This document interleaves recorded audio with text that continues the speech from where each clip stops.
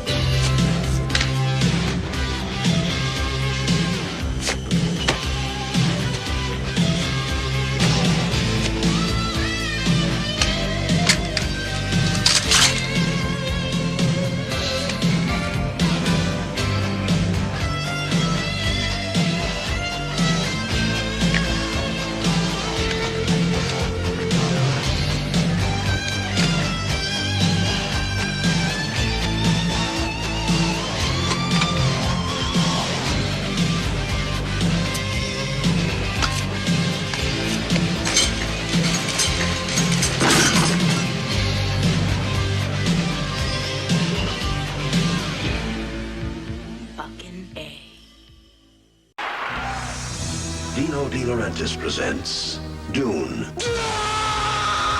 a world where the mighty, the mad, all I can see is an Atreides that I want to kill, and the magical The sleeper has awakened! will have their final battle. A world called Dune. Long live the fighters! Dune, rated PG-13. Starts Friday at select theaters. Hey, this is Matt once again. Again, I want to apologize for being in the middle of being sick. Thus my voice is fairly shot. But yeah, I didn't want these people who requested stuff to wait too long, so pushing myself through it. But yeah, I apologize. This is another request, this time for Advent. This is a Patreon request. For those interested in requesting pretty much any type of videos, reviews, reactions, what have you, you request them either directly to my PayPal or join my Patreon. I promise I'll try to get to it as soon as I can. But it's for David Lynch's Dune from 1984. Which is a film I never hated. I know a lot of people did not like it. I know David Lynch himself is not a big fan of it. Apparently there was a lot of issues and he was able to do exactly what he wanted to do. Sadly, I don't know all the details behind that. Never read the source material. Apparently some say this is not that faithful to the source material. I don't mind the film. I don't mind the look of the film. Yes, there are some effects that don't hold up the best. In particular when there's like a person or people in the foreground and then there's something in the background and they don't mesh fully together. On the flip side, I like the look of the worms, the sand dune worms. I don't mind the look of the spaceships.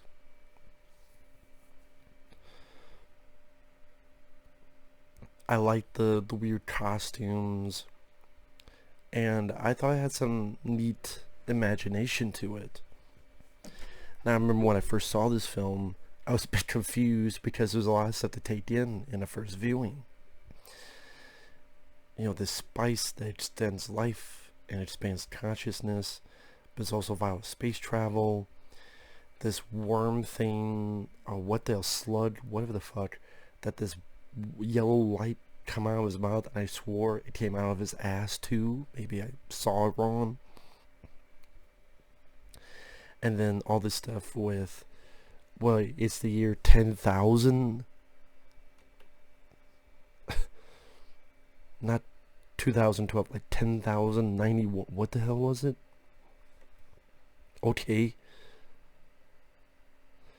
And wait, there's this house Atreides, and there's Harkonnens, and there's Arrakis. Oh, that's the planet Dune. Oh wait, there's this Super Being, the Krizats, Haderach. I mean, there's all these names being thrown about. All these terms being thrown about. The wielding module. I'm like, what the fuck is all this? At the end, it was a lot to take in. Maybe for a lot of the audience, it was a lot to take in. Because obviously it's a much longer story, as like the miniseries obviously is a lot longer than this.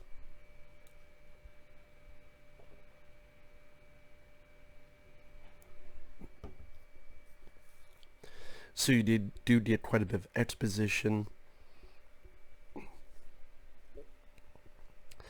But even though it has a lot of exposition, even though not all the effects hold up the best, I still didn't mind the film. I still liked it. I liked the cast. I mean, you got Kyle MacLachlan, who of course will work with David Lynch on the TV show Twin Peaks, among other stuff. You got Brad Dourif, Virginia Madsen, Everett Badil. You got Jürgen Prochnow, Patrick Stewart, Dean Stockwell, Matt von Sydow, Sean Young, Linda Hunt, Steen. Kyle MacLachlan is our hero, who's the prince to this Atreides. Yeah, he plays the character Paul Atreides. His father's played by Jürgen Prochnow. They seem like the better group of people. Just the others. You had the Baron, who is this Harkonnen, this greasy, slimy, floating, fat fuck, and I guess he was supposed to be gay too. I guess. Has all this pus and shit on his face. And then over here you got this Emperor guy played by Jose Ferrer. And the guy that kind of leads him is this slug-like thing that's in this glass case with liquid in it. I like the imagination. I like like you said, the costumes, the production design. I definitely felt I was in another world that wasn't just our world. Other people, you had Brad Dourif, who worked with the Baron, the bad guy. Virginia Madsen, she kind of at first narrates the story, introduces the story, and she plays a princess. Not Princess Daisy or anything, but, you know, a princess. Later on, we get to see this group of people that are on Dune, that live on the planet Dune, and they live underground, and they've lived there so long because despite their eyes are blue. And there you got Sean Young, you got Everett McGill, who's in The People Under the Stairs.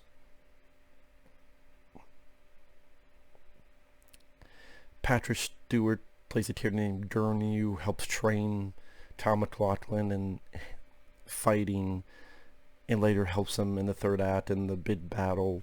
It's cool to see Patrick Stewart in there. Again, a lot of recognizable people. Paul Smith, who I remember as Bluto in Robin Williams' film Popeye. That was one of the fun things about it. Another thing I liked was the score by the band Toto. Yes, the band Toto did the score for this. I thought that was a really interesting choice. I know Brian Eno did the prophecy theme in this, but like I said, it was interesting that Toto, I don't know if they've done any other movies. But yeah, I thought that was really interesting.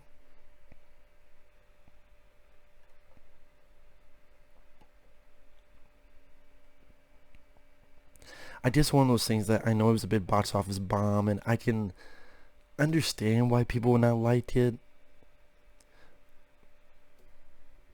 Well, if you read the source material, again, I've heard that it's very different. And funny enough, watching it again, I was not as confused as I was the first time I saw it. But I just liked the look, the visual aspects of the film. Even when the effects were not as finessed, I liked the look of the film. the narration, people narrate from time to time, that would bother people. It did bother me because watching it again, it actually made me understand it better. Understand what was going on better.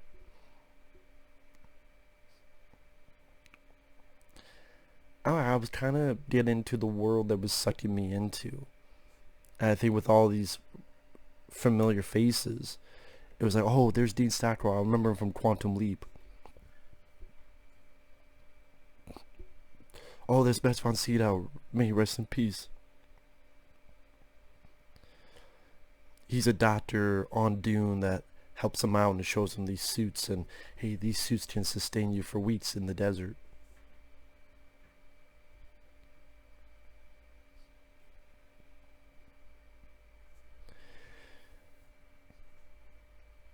And Kyle MacLachlan's group, some of them have this thing called the voice, where if you say it, you can sort of control people into doing what they want you to do. And some of that weird factor, like the Baron with these pus sores, and he floats around, and he gets like other guys, younger guys, to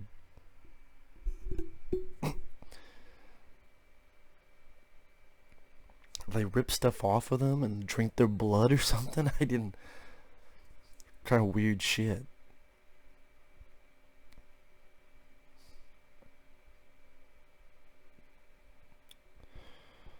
Or again, the weirdness of this thing that was strengthened, but yet you would shoot these like sonic blasts, deal with the tone of your voice. And part of me is like, isn't it easier to just aim and pull the trigger than the sound of your voice? Oh, you're da-da-da-da. But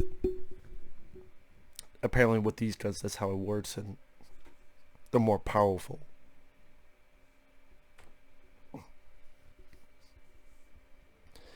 And is there improvement? Yes, like I said, some of the effects could be finessed. I do like the idea of them riding this big fucking worm, and then the rousing store, and I think that's it. Liking the actors, their characters aren't much, but liking the actors, the look, the visuals, the weird ideas taken from the novel, put into this, has that 80s charm to it, at least for me. These module sonic weapons, and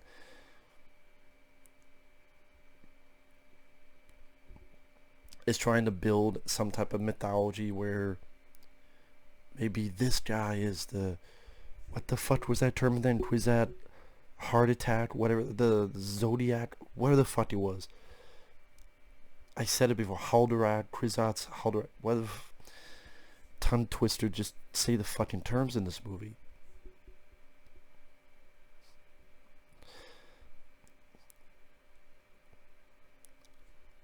There's a fight at the end he has with Sting, Kyle MacLachlan has with Sting. Bit anticlimactic. It's really not much of a fight. They do like 3-4 things, then the fight's over, and I thought there'd be a lot more to that fighting.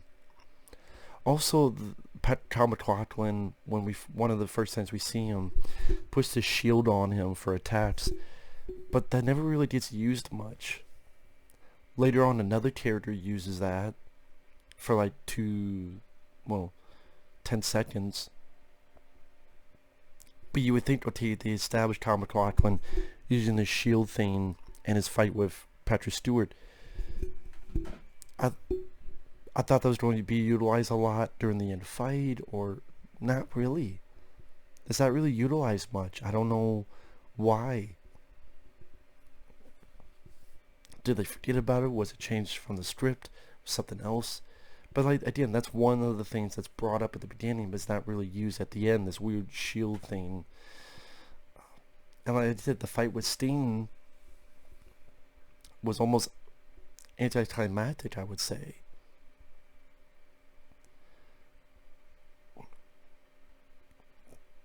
It does a decent amount of build up at the beginning, But when it's showing like 2 years of Kyle MacLachlan and his mom are with this group of people, and they're doing these raids to fuck up places on Dune. Just if they fuck up enough, the Emperor and his people will come by personally. I thought that bit was rushed, because I don't buy Kyle MacLachlan and Sean Young falling in love with each other. And then I turn and wait a minute, now Kyle MacLachlan has a baby sister who's a bit creepy. When she talks, hello there, how's it going? I mean, creepy little bitch. So I think maybe a little less time in the first half, a little bit more time spent on those 2 years of reading, those 2 years of the characters, you getting to know each other, raiding other places, like Paul Smith is one of the bad guys. I don't even remember what the fuck happened to him. The guy who played Bluto and Popeye, he was also in the horror film Pieces. He was in Red Sonja. One minute I see him with a group of people running in the sand, and one of their installations just blown up. There's narration as, oh, he doesn't want to tell his dad, or not his dad, he doesn't want to tell his higher ups. But then I don't know what happened to him. I might have missed it. If someone wants to tell me, feel free. But like Paul Smith's character disappears. And he's one of our bad guys. What happened to him? You could have at least had Patrick Stewart or someone else fight him, kick his ass, kill him, whatever. But no. So that's what I mean. There seems like there's stuff missing, or there's stuff rushed, or like I said, the fight with Steen, I think would have been a lot bigger, epic, longer. I didn't maybe utilize those shield things. Well, it's just like you're in the middle of a crystal as you're walking. I don't know how else to put it. So yeah, there's certain things I would have liked to see have improved on. Again, the effects with, if people are here and someone's in the background, they don't completely fit with each other. So, well, Matt, why do you like it? Why do I like the 80s look and feel, even though it's a sci-fi film. I like the score by Toto.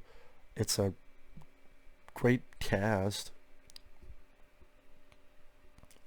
Granted, I wouldn't say their characters are anything to run home about, but at the same time, it's a typical story, but fuck, this story was handled better than anything in the new Star Wars movies. I still got the intention, I still got the tone, I still got the direction it was going in. This build-up of this guy, played by Kyle MacLachlan, and his journey to becoming, and find out that he's this super being. And this rise of, oh, his father gets killed, him and his mother go off in the desert, they meet these weird people, succumbing the sandworm and riding it like a fucking horse and controlling the worms, and these weird visions, these weird quirky visions, which that's probably the most David Lynch part of the movies, when these weird visions pop up. And considering I'm not a big David Lynch fan, I actually kind of appreciate this a little bit more mainstream, a little bit more, still a lot of weird stuff, but it's a bit more mainstream compared to other David Lynch stuff. And I was just never much of a David Lynch guy. But here, watch it again, I was that confused. I thought for the most part the story was fairly consistent. I like the weird weapons and looks and costumes, and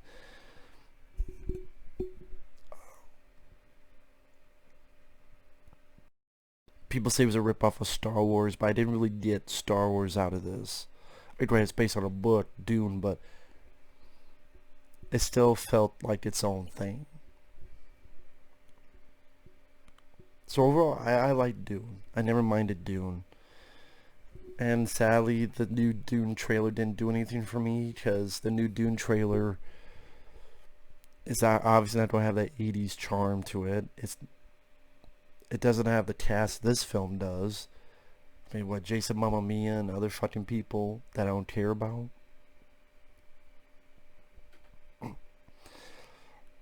And I don't know. That trailer to the new one didn't do anything for me. I would not be surprised if I still like this more than the new Dune film. I really would not be surprised. Because I don't know if that's going to have the weirdness that this film has at points. With that said, thanks for watching. Take care. We'll see you guys later. Bye-bye.